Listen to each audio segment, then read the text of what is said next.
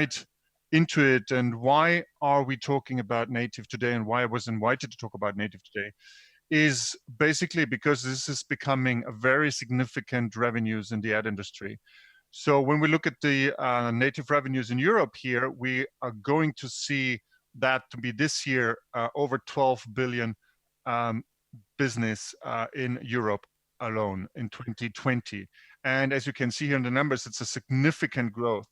Or in other words, by 2025, we predict, and this is the Huffington Post here, that native will be reaching its tipping point, and it will be the preferred or dominating form of advertising. I think that's quite a bold statement, but we have all the data that proves that if we look at the acceleration.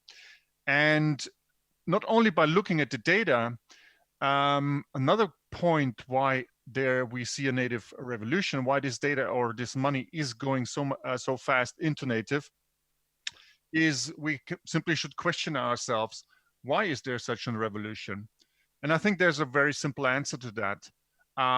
People are simply annoyed about being disrupted on their devices, on their smaller devices, being disrupted by banners. So we call it also the Generation X. These guys, they can't wait to find the X on the screen and get rid of the annoying and disruptive banner advertising. As a matter of fact, if we look at some more data and how people perceive advertising or display advertising, then actually 95% of the users dislike display advertising. They feel interrupted and disrupted in their online experience. And then that leads to the fact that 66% ignore an ad when it interacts with their online experience. I think one good reflection of that is if we look at the ad blocker penetration, which is basically only a technical solution to kill this noise from their devices. I mean, you do every day the same when you switch the radio channel. If there's advertising, you switch the TV channel when there's advertising, or on the online, you simply install an ad blocker. When we look at the numbers globally, we see penetration rates in North America of 38%, in APAC already 40%, in Europe 36%, a bit behind, and in the Netherlands, the latest data we are aware of is 26%. So it's not as severe as in other countries, but definitely increasing, and a clear signal. I mean, if 26%, I think that's a strong data. That means a fourth of the users took measures, got to a download page, installed the software on the computer to get rid of annoying advertising. That's a very concerning signal. But on the other hand, we see, if we look at the most accepted forms of advertising, then we see that this is happening mostly in a feed-like experience. So these native experiences is the classical search feed, right? And sometimes we even trust paid advertising on Google more than a generic search result, because we acknowledge that there are brands that are paying for it, and they might have valuable information for me. Then on the social, on Facebook and Instagram, etc., we have advertising nicely integrated into the feed, and we scroll over it, but we are not really disrupted or annoyed from it. That brought us to the conclusion that our feed is a very good way to promote things in a non-disruptive way to users. That's why we came up with the so-called smart feed, which is a feed of discoveries. Let me show you shortly how we do advertising in the open web. As said, this is a smart feed. A smart feed is a feed of endless discovery. That can be advertising from brands that want to promote things with us. Oh, sorry, there's supposed to be a video. Let's see if this is playing or not. If not, then I will explain to you the experience. So a smart feed is endless discovery. You scroll at the end of an article, and then you get recommendations from paid advertisers that pay for us running their advertising with us, or it can be an internal recommendation from the publisher itself, meaning we promote articles from the publisher where we are installed on in order to increase the engagement of the said publisher. And that means it's very non-disruptive, it's very natively integrated. What we see is a very high engagement by click-through rate, and then also by the post-click engagement, which is even more important. And our ads are next to internal recommendations, to high-quality editorial content. And in such a feed, at the end of the day, the user decides if he rather prefers to click on paid advertising or on an internal recommendation. And that's a very strong signal. So whenever you receive such a click as an advertiser, you can expect a very high engagement because it's a very conscious decision to do it. It's a very strong opt-in signal. And you don't have any risk because it's CPC based. We take the risk here and you only get engaged traffic. Where do you get this traffic from? Basically from the leading publishers of the world. So if it's the CNN, the BBC, the Le Monde, El País, the Spiegel, etc., and of course all the major or most major publishers also in the Netherlands trust the Outbrain technology in order to increase the engagement of their users on the page, and also in order to drive more revenues through us. On the global level, that's really scaling. We enable more than 290 billion discovery every month. And we reach over 1 billion unique users globally. And in the Benelux, we reach out to 18.3 unique visitors every month. So this is really a scaling solution. And why is it also strong? It's a lot of technology. Outbrain is a company that's 15 years old, nearly, and we developed a lot of technology, algorithms, artificial intelligence to target the users at the right moment, at the right place, with the right ads. And this is not demographic based. It's actually interest based, which we found out is a way stronger signal. So we understand and we learn from the users what they're interested on. Basically, on what side of nearly every premium publisher in the world they are surfing on, what articles they are clicking on, and from that we develop, or we have the data of every single user there, the so-called interest graph. These are authentic interests. It's not something that you do on social and you want to shine for your friends and you post a fancy dinner that you would never be able to cook. But we know actually the receipts you are looking into, or if you're more into convenient food, etc. Or all your diverse interests, like could be fitness, career, finance, music, etc. And then we can target that, and in the Outbrain dashboard, you can also specifically target these interests. So that's a very strong and powerful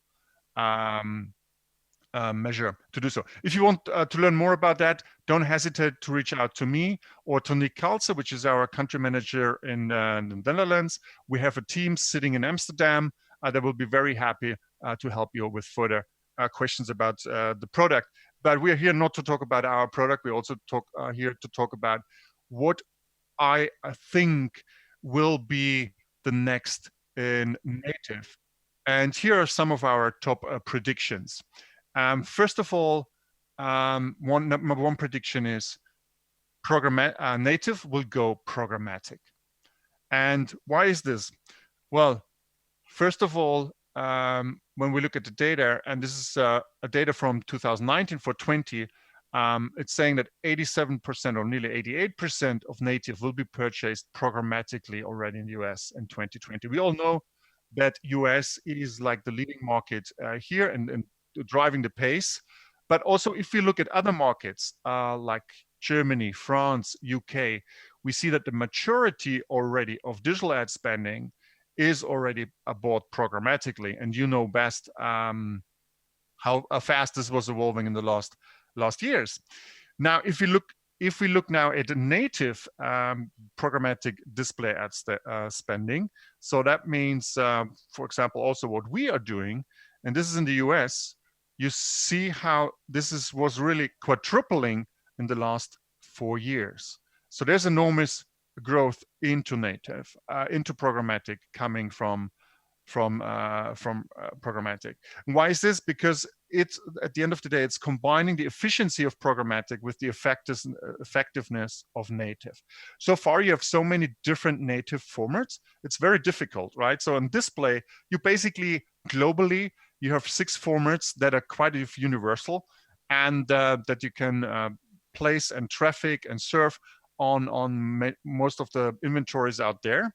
And in native, you have a lot of many different formats, but now there are dedicated DSPs for that can solve for that.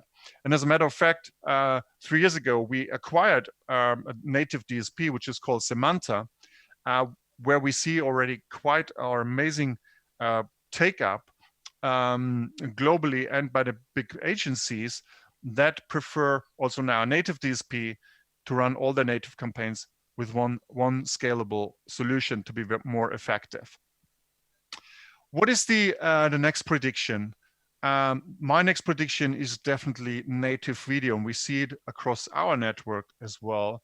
And there's also something we need to fix, right? So first of all, there's a huge user trend going into video. So Cisco was saying 2017 that 80% of the worldwide internet traffic will be generated by video content. And this was obviously before Corona.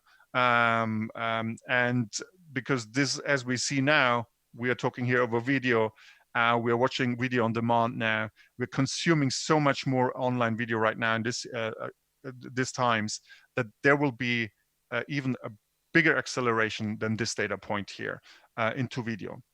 And what did we do as marketers? I would say in general, we haven't been very, very innovative here. Basically, the best idea we could come up with was we brought the TV ad experience to the internet. Meaning we are trafficking or disrupting the user with a lot of pre-rolls and mid-rolls.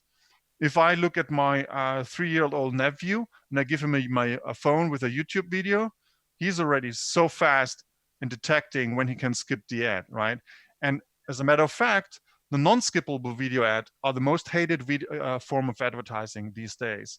That's very concerning for brands that want to connect with consumers. And I think we got this not really right? So, which means basically, also there's a huge opportunity on video and internet. We are simply going from banner blindness to video blindness. But that leads us to figure out a smarter approach how we can do video advertising. What we, for example, came up with is a format that's called click to watch. And why have we done a lot of investment into these new video formats is because there are smart ways to interact with the consumer. On the mobile device only, people watched more than 50,000 years worth of product review videos only in 2 years. So there's huge interest. There's a lot of intrinsic motivation by users consuming valuable video content. But now the question is, how can we distribute that at scale out there to the users? One format we created here is the so-called click to watch. And that's a video format. It's beautifully integrated into our stream of discoveries.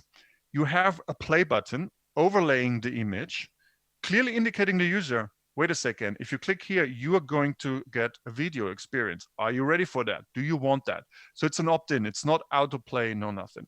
Then you get a full screen experience. And this is a format that's really suitable, not for 30-second advertising, but you can show their mid and long formats up to 1.5 hours. You can promote their full video episodes, etc. So it's a very good, it's not only a seeding with the reach we have, it's really video distribution at scale in a very non-intrusive way. And then if we look at the data of such a format, when you really have the opt-in of a user, the conscious decision, I want to watch this video, then we have way above industry average completion rates and success rates.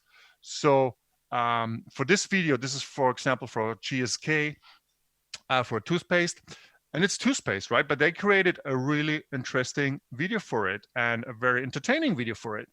And that got us to an average viewing time of 37 seconds out of 60 seconds, 49% video completion rate, and then you can even have a call to action at the end of the video, and that saw an amazing conversion rate of 10.3%. So that's a very strong format that's working pretty well in this feed of discoveries. Going from video to my next prediction, native audio. Definitely audio is becoming, again, let's say, a big thing. And I think now it's for the first time that marketers, or every marketer, need to consider audio characteristics for their brands. I mean, we have some leading brands, they already have a good sound signal. You hear the sound and you know what brand we are is talking to you. And but that brings me to podcasts. Definitely more consumers are tuning in these days, and the adoption is amazingly accelerating. So if you, and this is data from the Netherlands, how many hours per week do you listen to a podcast per week? So, and this is more than 2/3. They're already hooked to podcasts, 1 to 6 hours. And a quarter of them are 7 hours or more. This is amazing. I mean, this is so much exposure that I think we still have to catch up to take advantage of this media exposure and this media shift. So really start thinking hard how you can make your way into podcasts. And what is also very interesting with podcasts, it's very trusted.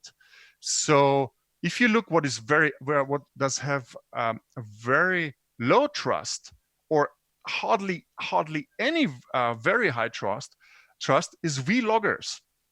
It's bloggers. I think also with doubling down on the influencer marketing did harm that. So I think we as advertisers also screwed up here, but the trust is such a fundamental currency that we need to double down here. And then if you look at TV marketers, are better than vloggers and bloggers. Radio makers do have a very high trust, but podcasters these days have the highest trust. So I really encourage you, think about how you can cut through into this media and do that. A good example for that is Lip Stories by Sephora. You know, it's about how do you say that? Maquillaje? No, it's you know, like lipsticks, is all that stuff. Sorry, my English is leaving me here. And it's a very good example, and it's working brilliantly for this brand. So many loyal users, and be creative, go for that. Again, we will be very happy to help you with the distribution. Of course, we're doubling down here. We see the trend. We also develop now a podcast card that can be integrated in our feed of discoveries. So there are many forms of advertising in our feed of discoveries. We have carousel ads. We have this click to watch video you just saw, podcast, etc. So we want to help the user to discover new and relevant, interesting stuff. That brings me to the user. The user always comes first. That's my conclusion. That's what drives us every day. That is actually what drove our founder when he founded Outbrain. He was a founder of an advertising network, and he saw his click-through rates going down, and that's why he created Outbrain. And to quote him, in 5 or 10 years, we will see that the most successful medias will be those that respected the users and offered trustworthy material. And I think in times like these, it's more important than ever. So I think that's a very valuable quote from our founder, Yaron Galai. And user trust is very important. I get a message here. Hold it up. How many seconds? Time up. Thank you, Alex. That's it? Okay. Good. I hope this was helpful for you. Goodbye.